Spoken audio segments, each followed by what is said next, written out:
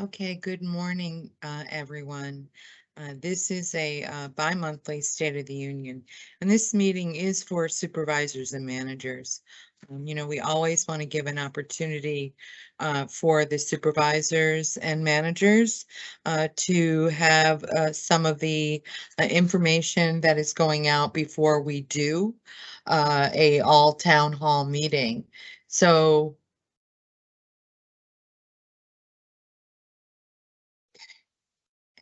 it's important that we have you um, here. I see that there are a lot of people on the call. So there's a couple of things that I want to start off with. So let me start this meeting off with a small note that I received from Joe Dalton.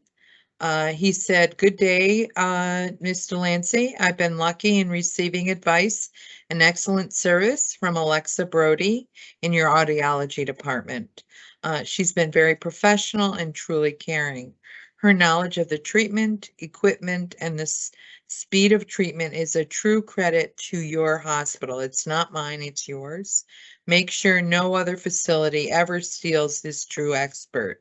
So if audiology chief or if the chief of D&T is on, I will be sending a little note to the audiologist and thanking her, but just one of many that come in that I like to share. The agenda today, we have a lot that we want to go over. You're going to see things that are redundant, but I do want to be sure that we are communicating appropriately to our managers and supervisor. After I provide you with some minor remarks, there's a whistleblower again. There is department staff meetings. We're going to talk about that. Facility project updates. Really want you to know what's going on around the facility. And then we're going to talk about the PACT Act. So I truly want to recognize staff and I want to identify, the strengths that we have done. We need to ensure that we can recognize our differences and we need to leverage those as the strengths that we have. And it truly is building a team enriched by all of those differences. If everyone were the same, we wouldn't have such a vital team that's doing the work that we continue to do. We want to create a better workforce. And in creating the better workforce, a lot of effort has been in looking across the organization and how do we utilize our special salary look at in those areas that are hard to recruit.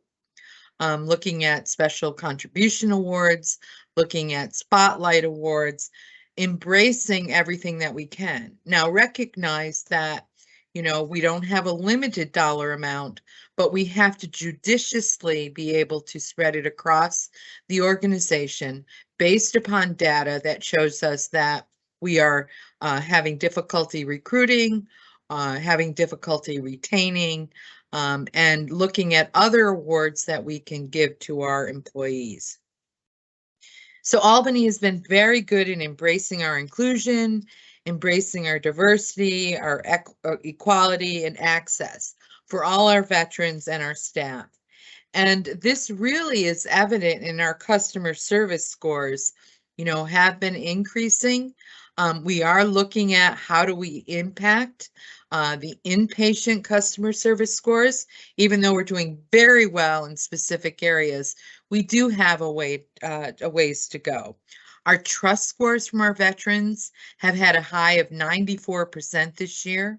I think the past month it was at 93%. So they do trust us and we need to maintain that trust. This goes to show that what we're doing is making a difference. Recently, unfortunately, I should say, I had the experience of dealing with the community hospitals for a family member, and it was chaotic in the community. The ED was packed, urgent care was packed, inpatient beds, there were no inpatient beds. They were filling them into the floors. It really was an eye opener, even though we're hearing it. And we experience issues in terms of staffing, but we're doing a little bit better. And I'm going to go over some of the areas that we've been able to focus on. It is a challenge out there, and my appreciation goes out to everyone that's out in the community as well, and the work that they're doing. Our success and our strengths, again, are managed by our teamwork. And there isn't a day that goes by that we're not looking at staffing. We're not looking at how do we manage the inpatients, but we always have the veterans at the top of what we do.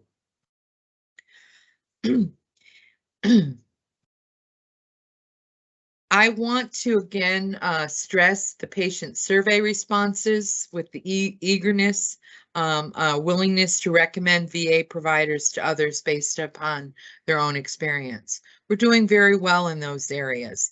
And, you know, we can have any campaign that we want, but people do talk to each other and they'll talk about the VA. And it's really these wonderful ideas and wonderful comments and letters that are coming through. You know, we have talked a little bit about the budget. We still don't have a final budget, but I do know that at what we have right now is an $8 million deficit.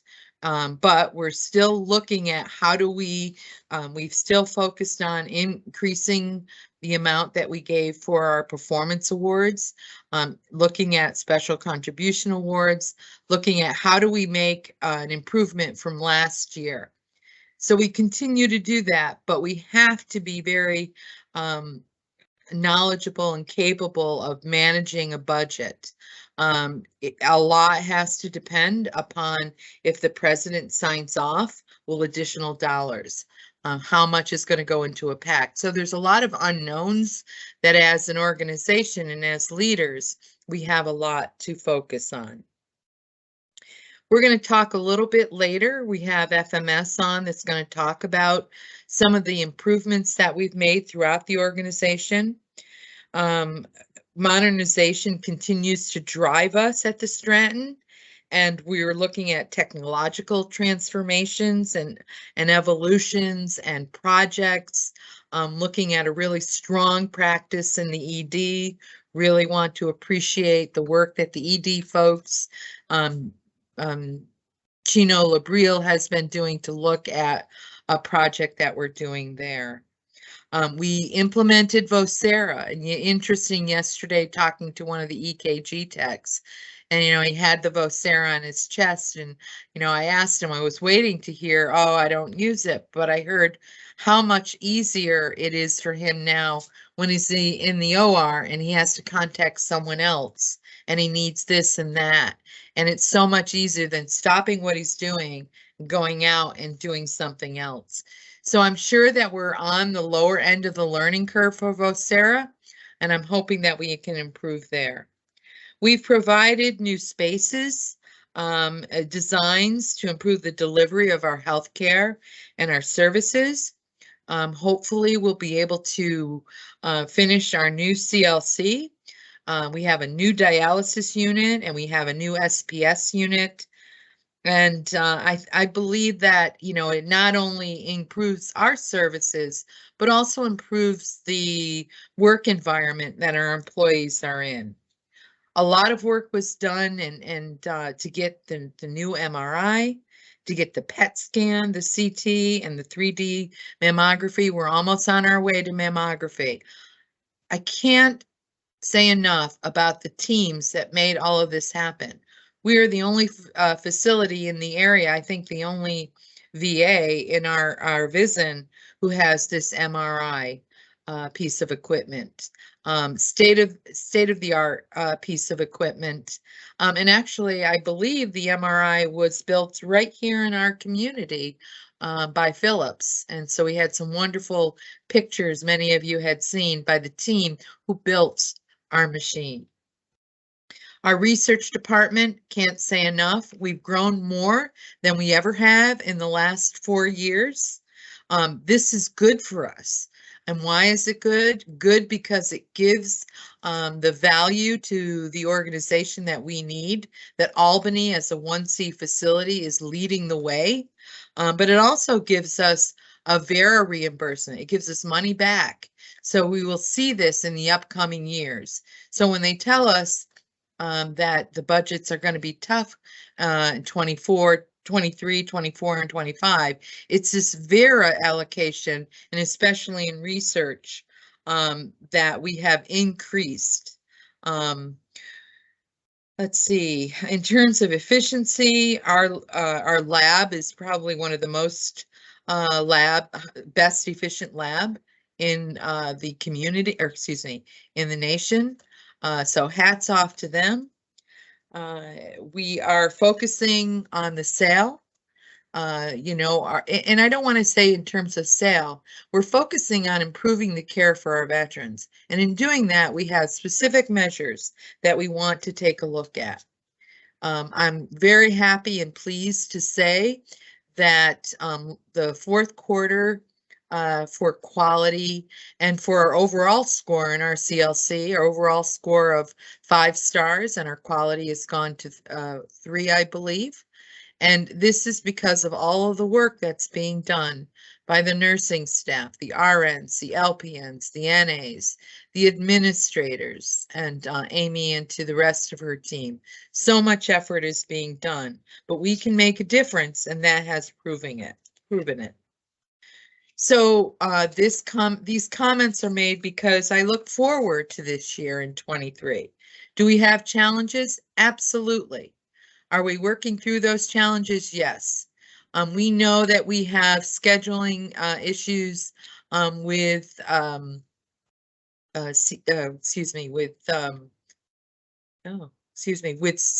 specific specialties, but the team is coming forward, especially in GI.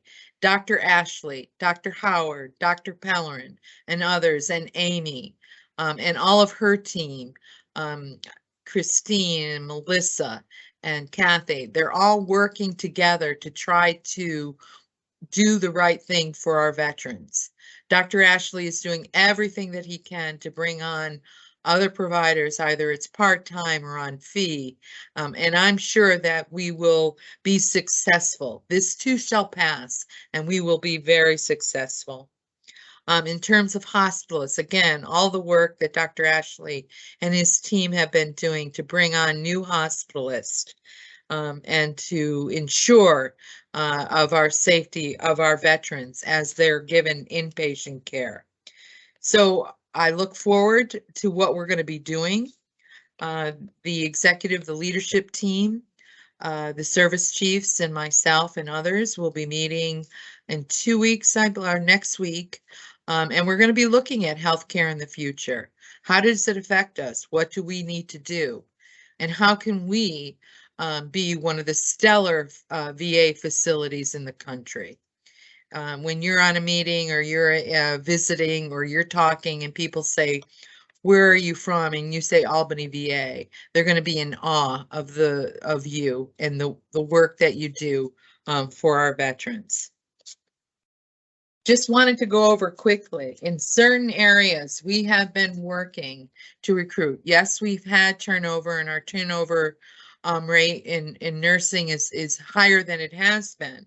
But in nursing from last January to this January, we've hired about 100 nurses. Now, some of those, we've had some people who have left because of retirement, not the new ones, but in the areas of acute care, in mental health, in quality and patient safety, in specialty care, in surgical care, in geriatrics and extended care, and in the education.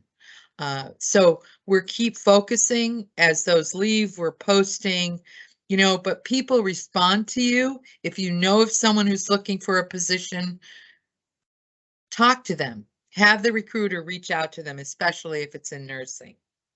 Nursing assistants, again, over the last year, 40. Since then, of course, people do leave. So, but we continue to hire in acute care, in GEC, in mental health.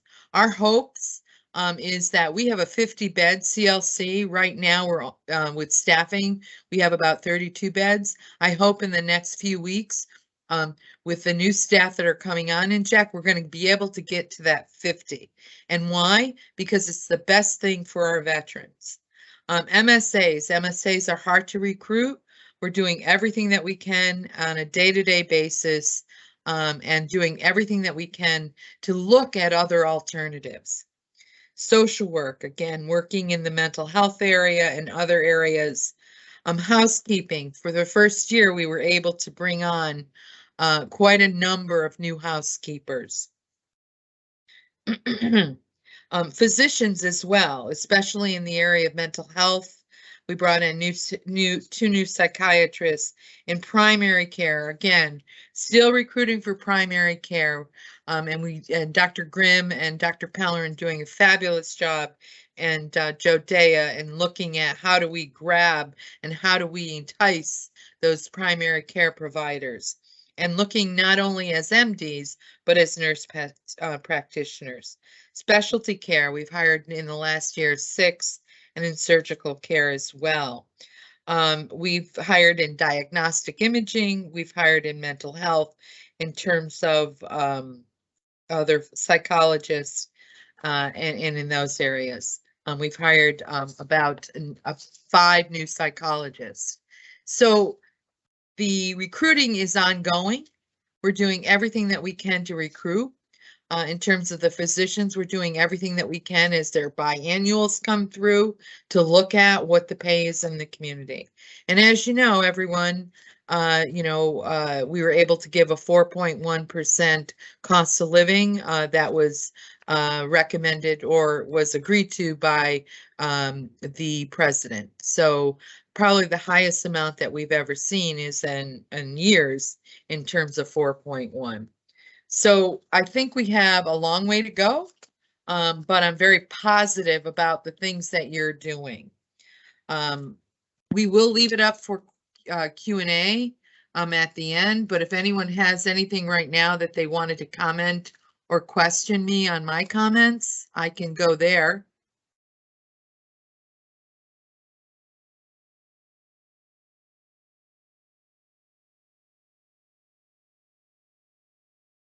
Well, if you think of questions throughout the presentation, put them in the chat and we'll go over it as we need to. All right, so we're going to do whistleblower training. I know you've had this, and Megan's going, and Dr. Rutter, Megan Costello and Dr. Rutter are going to present it. But I want to be sure that all of you as program managers, as supervisors, recognize the importance of the whistleblower protection law and what it means to you within your service, for you personally and for those that you supervise. Okay. Dr. Rutter and Megan? Thank you, ma'am. And good morning, good afternoon again, everybody. Thank you so much for joining. As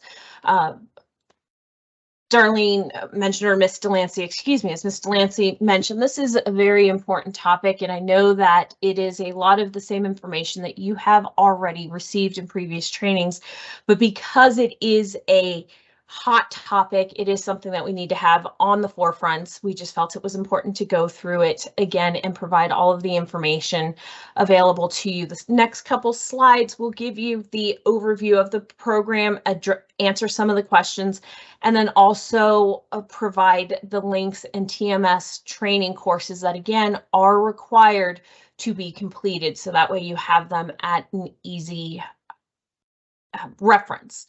I will be monitoring questions in the chat, so if you have questions that come up during Megan's presentation, please feel free to put them in the chat and I will answer them. And then again, at the end of the session, as well as the end of Ms. Delancey's meeting, we will answer other questions that come up. Thank you. Megan? Good morning, everyone. So the presentation today is on the Office of Accountability and Whistleblower Protection, or OAWP.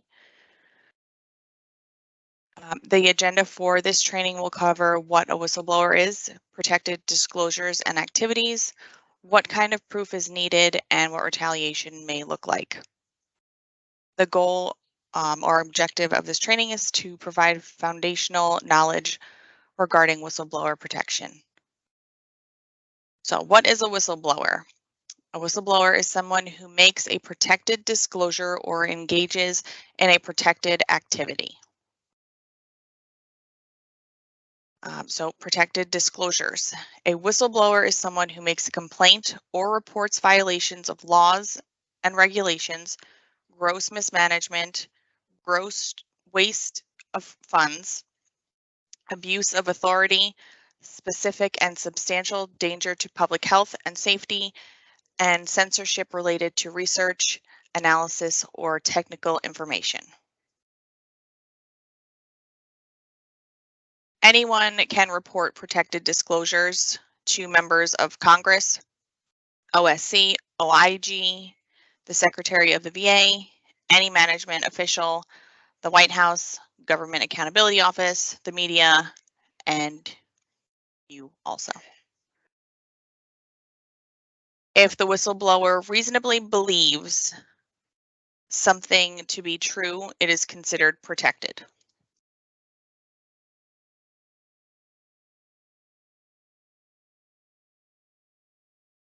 It doesn't matter if what the employee is reporting has already been disclosed, disclosed while off duty, was disclosed to the person who participated in the wrongdoing, or disclosed because it was required by normal job duties. The employee is still considered a whistleblower.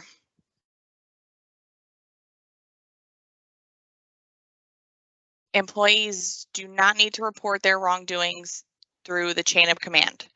If you think that they should or are supposed to report it up the chain of command, then that could be whistleblower retaliation territory. Some protected activities are filing a union grievance or EEO complaint is also considered a protected activity. Testifying in a grievance, appeal or complaint, working with OSC or OIG, or making a complaint to either, or if an employer refuses to obey an illegal order.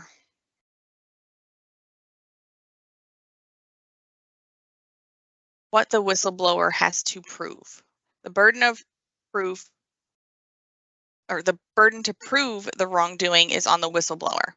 They need to prove that they participated in an activity that they felt was protected disclosure. The employer knew about the protected disclosure, and the employee was made, or the employee who made the disclosure. The employer also did not or threaten to take a personal action or influence someone to take an action against the employee, and if an action was taken if the action was taken, the protective disclosure was the reason for it.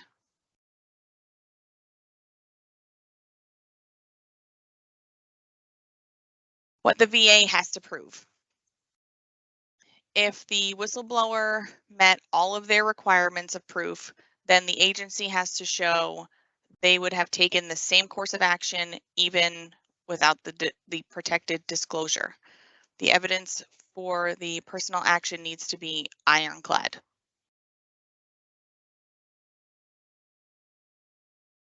Retaliation against a whistleblower. You can't retaliate against a whistleblower. You cannot take an action, tell someone else to take an action, recommend approval, or approve an action against someone who is a whistleblower just because they're a whistleblower. So if you somehow find out that somebody is a whistleblower and you want to give them a letter of counseling or any sort of disciplinary action, you need to make sure that you have all of your ducks in a row, because they will most likely say that it is whistleblower retaliation. So you want to make sure that you have everything to show that it wasn't retaliation and that even if there was no claim of whistleblower, you would have taken that same action. TMS courses are whistleblower rights and protections. That's for employees, and the supervisors have the supervisor whistleblower rights and protection. And these need to be done annually in TMS. Different ways to contact the Office of Accountability and Whistleblower Protection. There's the phone number, their email address, and they have a Twitter account also. And then here are some references and resources. We have the Office of Special Counsel, Office of Inspector General, or OIG, Office of Resolution Management, Office of Accountability and Whistleblower Protection. If someone wants to contact the committees or any members of Congress, and the Merit System Protection Board, or MSPB. Thank you, Megan. I appreciate you doing the presentation. I have one question that always comes to my desk. You know, people will say, and everyone needs to be respected for the whistleblower, and those things need to be sure that we are investigating as an organization and that we do not retaliate. But there are other circumstances as new supervisors and managers that come up. How do they ensure that, you know, they are doing the right thing in terms of performance? How do they address that with the individual? You know, everyone has that right, and they can whistle blow. But how do they address performance with them in terms of if they're not performing at the level that they should? So if everybody has performance standards, so if they are not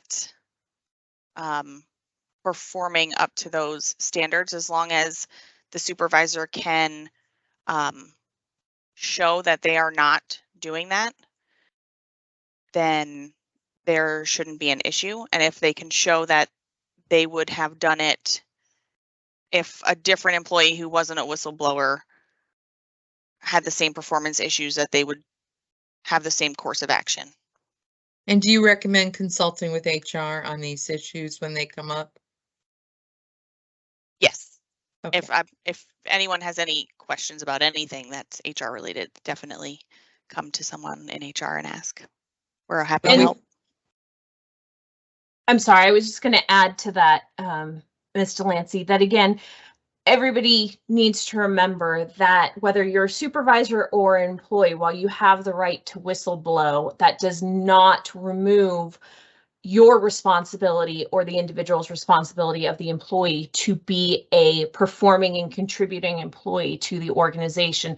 And it does not remove the supervisor's ability to continue supervising and correcting bad behavior or bad conduct, bad performance. It just needs to be done and addressed in a very methodical method and manner where it is showing that the items being addressed are specific to those items being addressed and not referencing or going back to, well, you know, back when X, Y, and Z happened, I know you made the complaint, but since then you've done this. You need to make sure that those comments are out of there, and just saying, you know, again, the expectation for all employees within this department is to act in this type of manner or to perform these type of duties, and based on these facts on this date, this action, whatever, this is what has not happened.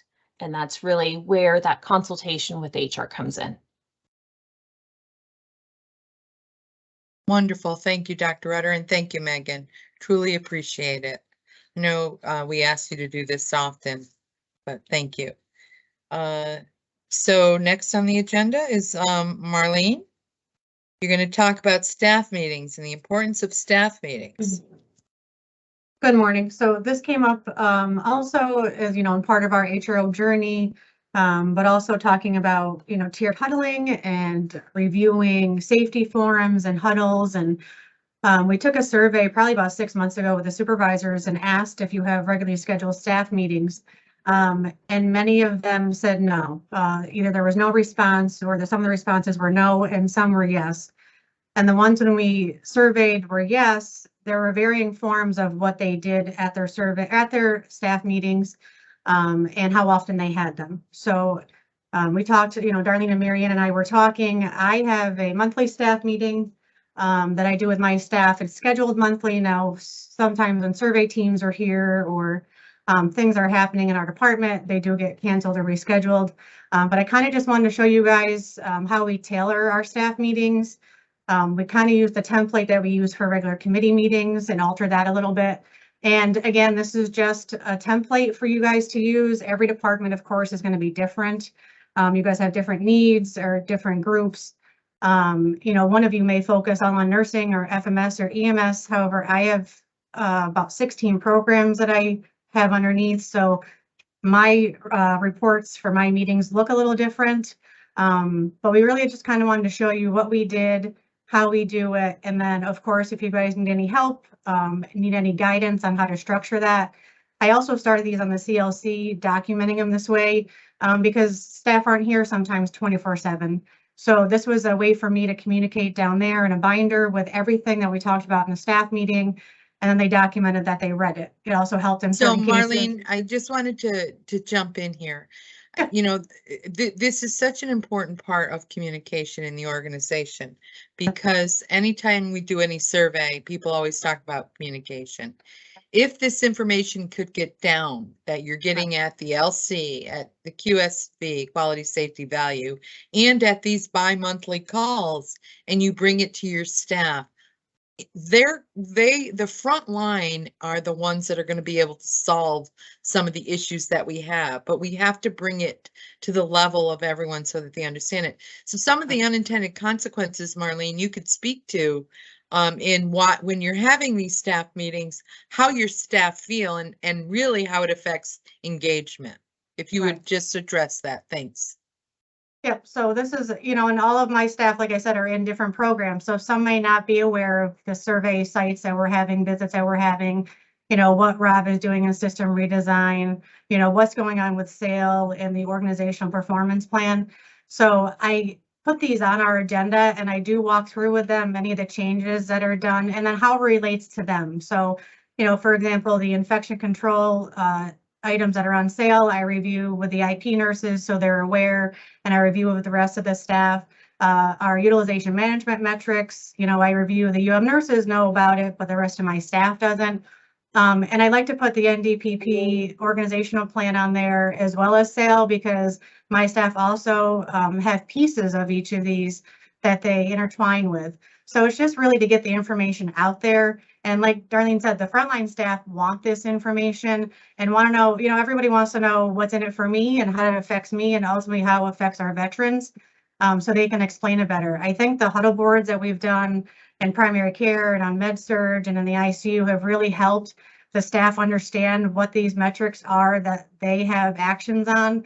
And it's nice when the veterans also ask the staff what these metrics are and they can explain it.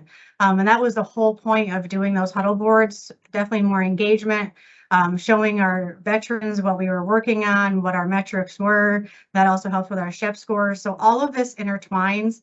So really getting the message out to the staff is huge, just so they can know what's going on in the facility.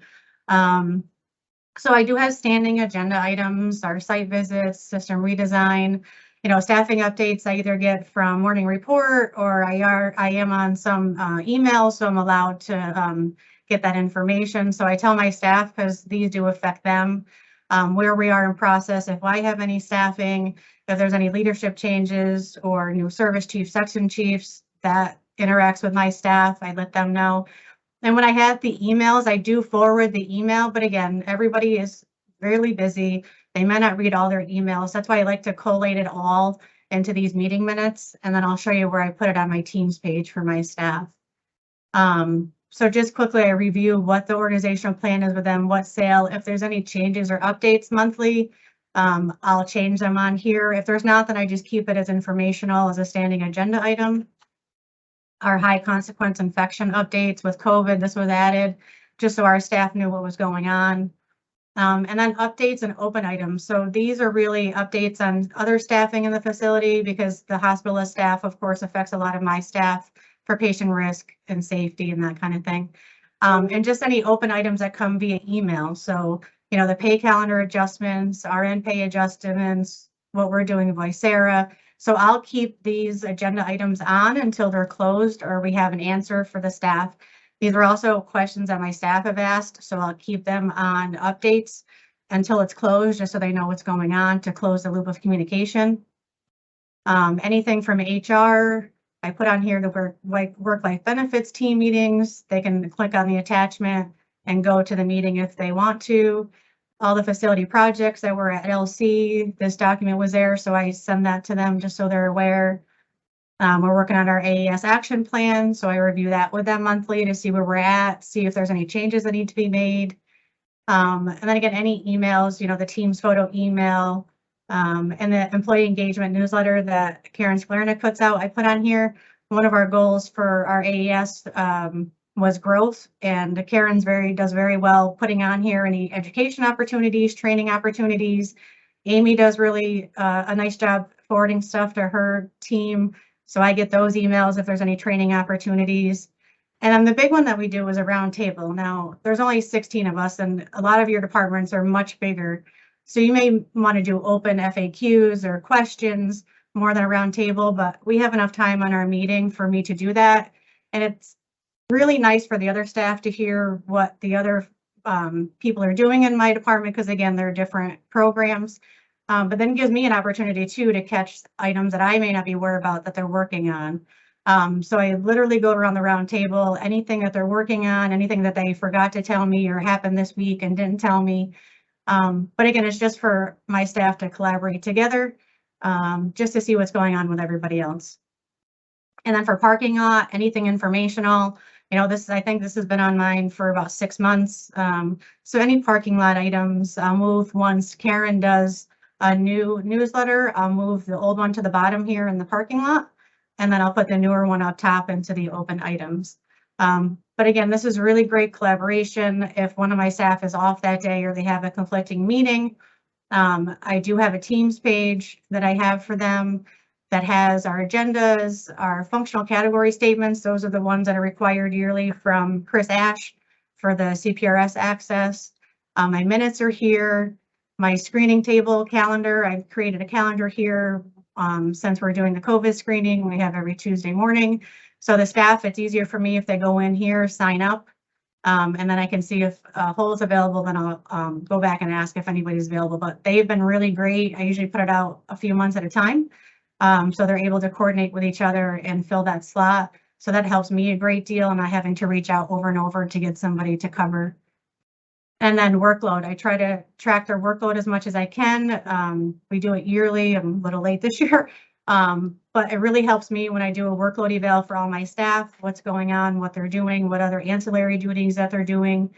And again, if you created this for your staff, it'd be much different in a certain area, but to have all the information in one area for the staff. And again, the great thing with this is that you can also, instead of emails all the time, if it was just a quick reminder, and most of the time I'm using it to let them know about the posting or, hey, it's time to sign up for screening table, reminder about the staff meeting. It's a really nice way to send a Teams message instead of another email that they might miss. And everybody that's in this group gets this team message. So there's a lot of great functionalities with Teams as well, especially since for myself, I don't see each one of my staff members every day. They're in different areas of the building. So it's a nice, great way to communicate. And I said, if you guys need any help, try to set up or you want that template, just let me know and we can help you set that up. I think that's it then. Marlene, that's a great presentation. We don't have to be as elaborate as Marlene. And Marlene is very organized, but I think utilizing the template. Having a staff meeting is important. I know that there's not a lot of managers that are doing it. I know if you are only supervising 2 or 3 people, But I would say somehow ensure that you are communicating these issues and this information. So I would say have it as one of your goals for the upcoming year. And I do want to know that Marlene does it all herself. She does not have administrative support. So I appreciate Marlene in presenting this. Next on the agenda is really about the facility updates. You need to know what all the projects are and the people that are working behind the scenes doing all of these projects. So Joe, are you going to present that? Yes. Good morning, Darlene. I am. I intend on presenting today. Good morning, everyone. And Darlene, thank you for having us, giving us the opportunity to present our projects. But before I do that, I just want to give a shout out to Laura Sweeten. She is the supervisor of the project section. She does a fabulous job organizing and orchestrating all these projects. And in addition to Tom Martone and Keith Olmstead, they're the shop supervisors, and we do a ton of in-house projects also. So I just wanted to start there, if that's okay. Darlene, I guess I planned on just going over this list, and if there's any questions, I'll answer any questions that may come up. Does that work for you? Okay, so awesome. So I think you mentioned SPS was recently activated. That's been active for about 2 months. The MRI renovation project, where everybody saw the MRI trailer in the ED circle that was being used temporarily. So the MRI renovation was completed in late November. And also the dialysis project, right wing. In record time, and Joe, in record time, I have to tell you, the MRI renovation was done. Thank you for actually acknowledging that. Yeah, no, there was huge challenges, but we came together as a team, including the clinical staff, and we were able to get it done on pretty close to the original schedule. So that was great. So thank you. Sydney Ling was the project engineer that spearheaded that project. So the dialysis project, that was the right branch was activated a few months ago. So all the treatments are now on the 6th floor. The left wing will be fully activated. There's this not an ongoing concern. The last concern there is the nurse call and code blue should be completed by the end of January. So the entire floor will be fully activated very, very soon. And I did want to touch a little bit on the CLC. Obviously, that's an ongoing project. There's been a lot of challenges. I met with Barb Darling on Monday. We kind of talked about the final pieces. There was an engineering report we were waiting on. We actually got that today, and I'm very optimistic that the bracing that's going to be required will be minimal. So that's good news there. I just wanted to, I know it's been an ongoing discussion for a very long time, so we're right there. I promise it will be activated.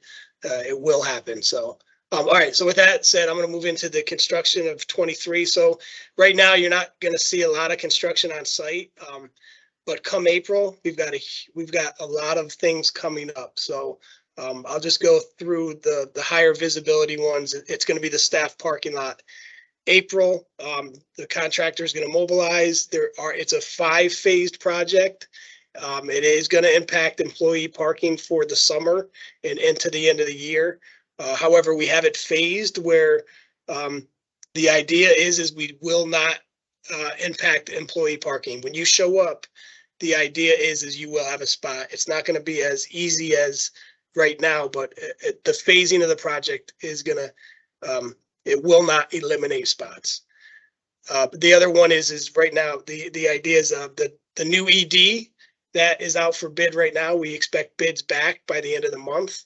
If all goes well, the new ED will start construction in 23.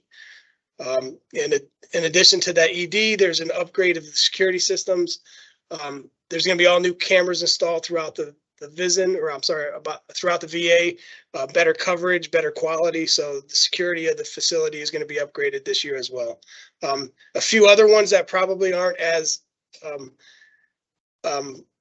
visible as others is the chiller plant roof is going to be replaced. There's going to be an upgrade to the paralleling switchgear. That doesn't mean a lot to most, but basically we're ensuring that our supply of electricity to the hospital is updated and meets all new codes and requirements. The facade project, you may have seen them operating in the ED circle over last summer. That's going to continue on into next year, so you will see some more facade work ongoing. And then also the demolition of building 5 is going to happen in 23. Also, that building is going to be removed. There are discussions on putting a women's center in that location in the coming year. So that's another thing that we've got going on. And then I think the only other one I missed is the OR chiller. So the OR have dedicated chillers. We're going to replace those once the main chillers are fired back up for the season. So that's a huge lift there for 23. So there's a lot of stuff going on. There's going to be a lot of moving parts, challenges and all that, but we're excited. I know Laura's excited. We're going to get these things done, and moving into 24, which I will not talk about, is another year of a few other big projects that will be coming online. So I think that's all I had. Darlene, was there any questions you had or anything in particular?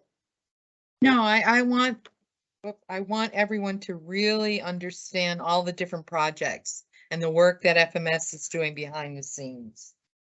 We have a lot of things going on, and then what will happen, Joe, if we don't communicate this way, both on these meetings and others, we're just going to have rumors. Right. So I can hear it now. There's not going to be any parking spaces for any employees. Nope. Right. There's going to be challenges. I can guarantee there's going to be challenges, but we've got the grounds crew ready to go, addressing any concerns every day. So, yep. And we'll get through it. Thanks, Joe. Great job. You're welcome. Any questions for Joe and his team?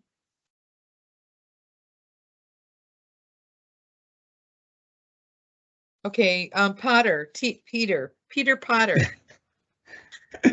Well, Peter that was the Potter is perfect. going to present the PACT Act. Say that fast 3 times. It was the perfect segue to talk about rumors and then go right to me. All of you, I'm sure, have heard at one point or another about the PACT Act. This is just an abbreviated version. We want to keep ourselves fresh with the information. This is a very important time for VA because it's going to be the second largest increase of enrollment, at least what VA is thinking. So the PACT Act, and what is it? So the PACT Act expands eligibility for veterans of the Vietnam era, the Gulf War era, and the post 9/11 era. It includes exposures to a wide variety of agents, including nuclear, biological, chemical, and physical. And physical includes things like sound, vibration, noise, and X-ray. It's expected to be one of the largest expansions, as I said, of veterans' benefits and the healthcare in VA's history, and could impact up to several million veterans. It is authorizing 31 new facilities across the country to provide greater access to VA healthcare. Next slide. For every enrolled veteran, they're going to receive an initial toxic exposure screening and a follow-up screening at least once every 5 years. Veterans will be asked questions about potential exposures to an open burn pit or other hazardous wastes commonly associated with military environmental exposures. Veterans not enrolled who meet eligibility requirements will have an opportunity to enroll and receive the screening. Healthcare providers will receive additional training and education on toxic related exposures. And you'll be seeing that in future postmasters as we have those trainings come available. VA will provide, oh, next slide. One more to the expansion of healthcare eligibility, please. Oh, no, I guess one back. VA will provide a planned approach to provide hospital care, medical services, and nursing home care for any illnesses for the new categories of veterans. So there's going to be 3 categories. The first category is for those who participated in toxic exposure risk activities.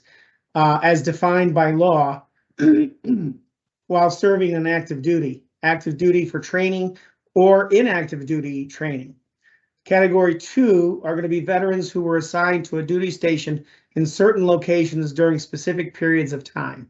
And then category 3 are those veterans who were deployed in support of specific campaigns.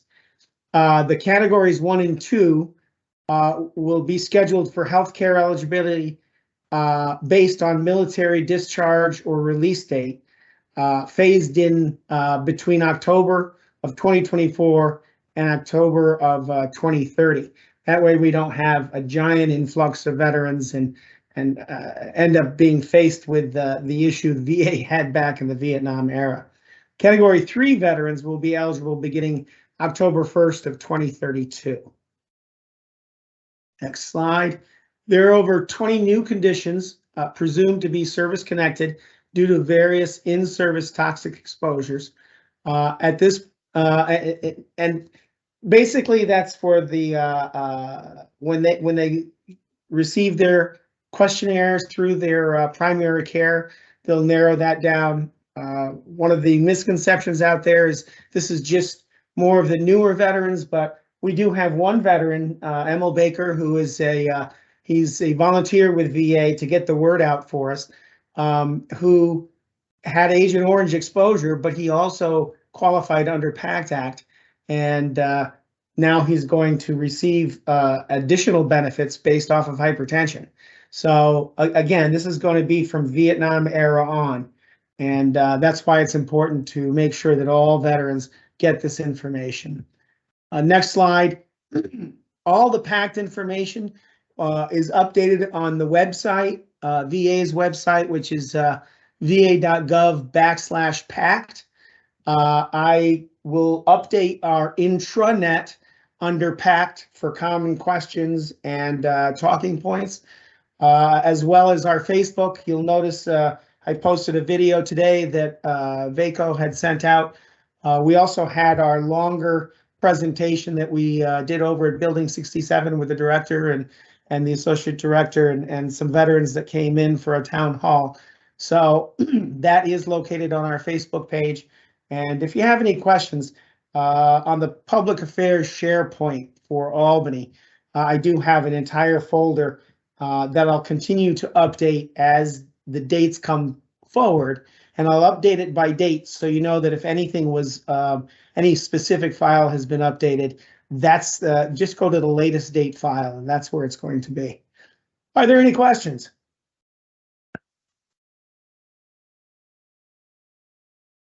Thanks, Peter. The PACT Act, you find that I'm providing a lot of information in the community. So I'm glad to have that information that I can share with those that I meet at different areas outside of the VA, where my father or my brother or my sister or my mother were in during those times. They have since passed. How do I apply? So I'm able to give them the links that they need. So I think that's what having this information is about. The other piece of it is that, VHA really doesn't know how many new patients will come in because of this. I'm not sure, what our enrollment has been. I'm sure it has been a few. And I know the marketing group, the marketing committee is focusing in on, okay, how do we market and now bring in more veterans, which it will in turn bring us back to more VERA dollars. How do we grow? And so the marketing team is really looking at how do we get our employees that are out there every day to help recruit and bring in a new veteran that has not been seen at all or in the last 3 years. So that once was enrolled, get them enrolled and get them seen. Anything else? Any questions? There is one more thing. You will probably hear a complaint out there. VBA is expecting to be backlogged with this. They've hired additional personnel to be able to go through these claims that are coming in. It was expected. That's why they did stagger the dates for the categories 1 through 3. But with the additional staff, they're going to be cutting through that red tape as quickly as possible But you know what, from VHA standpoint, we care for our veterans, and when they come in with those complaints and with presumptive conditions, that helps us move forward and try to alleviate some of that pressure for the veterans. So if you hear that complaint, definitely you understand it, but on the healthcare side of things, we're going to be addressing those health issues. Good, good, Peter. So I'll give you a chance to put any questions that you might have in the chat box. I do want to put a plug in for this Friday at 12 noon. We have having a presentation by Dr. Jennifer Sneed, who's going to recognize and celebrate the life of Martin Luther King. So it's at 12 noon, there is a link, there was a postmaster. If you happen to be taking a break at that time and can click, I think it would be wonderful tribute to Dr. King and to Dr. Sneed, who is presenting. I do believe did I hear this morning that she is related in some way? Anyone recall that went on this morning's This meeting? is Karen. Yes, she, I believe, is the daughter of someone that worked closely with Dr. Martin Luther King. That worked with Martin Luther King or works with his son. What is it? It's her father worked with Dr. Martin Luther King, and so she's Okay, going to be sharing some thank of you. the experiences. Okay, great, wonderful. Is there anything else from anyone? Please, in the chat, if you'll do me a favor for managers and supervisors, put in what you would like. You know, we will continue to give you updates, things that are going on and what's happening. We'll continue to give you information on the budget, but if you'd like to hear something else or hear a speaker, please put that in the chat box and we can make the changes for the next session with just managers and supervisors.